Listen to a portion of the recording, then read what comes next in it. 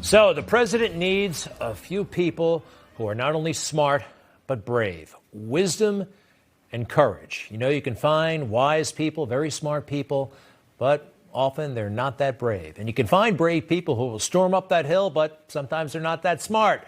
Finding both qualities in the same people. Now, there's some of that out there, but it's not that common. I believe the president has those traits, but too few. It will take a few more, though, to make him successful in this endeavor. They're out there. We just want them to come together.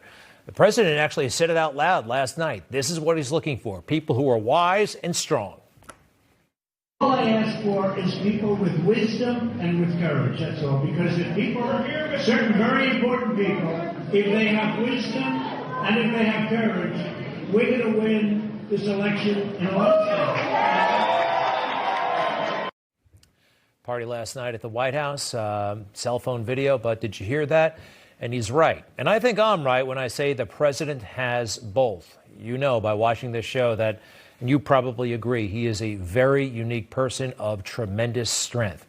And it took a person like that to make yet another deal for Israel with Arab country. Morocco is the latest, and now there are 4 countries in the Middle East that have normalized relations with Israel over the past several months, and Donald Trump and his team, Jared Kushner, they made it happen when everybody said it couldn't.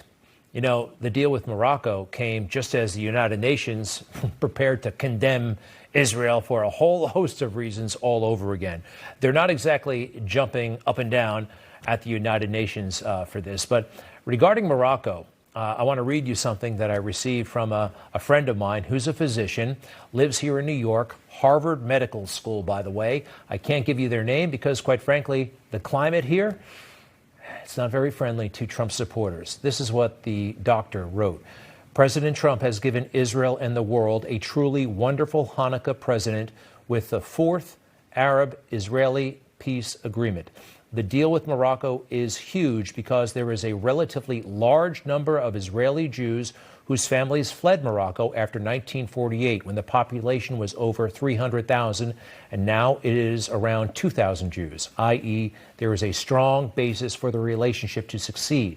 What a contrast to the knife in the front, as John Bolton put it, that Obama gave the Jews on his last Hanukkah in office.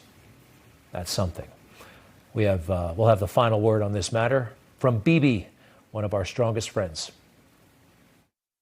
I want to first thank President Trump for his extraordinary efforts to expand peace, to bring peace to Israel and the peoples of the Middle East.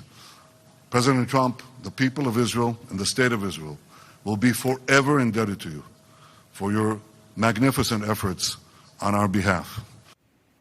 These are the kinds of things legitimate Nobel Peace Prize are made of, legitimate ones. Bill Maher, does he have wisdom and courage? I've seen flashes of both. A lot of wisdom, courage comes and goes. Last fall, a lot of courage when he anticipated big problems from mail-in balloting. Well, this is playing with fire. This is playing with fire. We're a very closely divided country here. And if people have to have confidence in the results of the election and the legitimacy of the government, and people trying to change the rules to this methodology, which, as a matter of logic, is very open to fraud and coercion, is reckless and dangerous. And the people are playing with fire. Damn right. And they did. And now I sense that guys like Barr and maybe a couple of people on the Supreme Court are afraid of fire. They're afraid of torches in front of their house and mobs and protests. And quite frankly, that should not be their concern. Their concern should be the law. And I think, look, I don't know, but I think on the merits, we got a great case here. And I wish Mr. Barr would step up. I wish anybody who could. I wish I were a constitutional lawyer right around now. By the way, not all lawyers are great. Hunter Biden, I believe, technically is an attorney. Graduated from law school, but unfortunately for him, it was all downhill from there.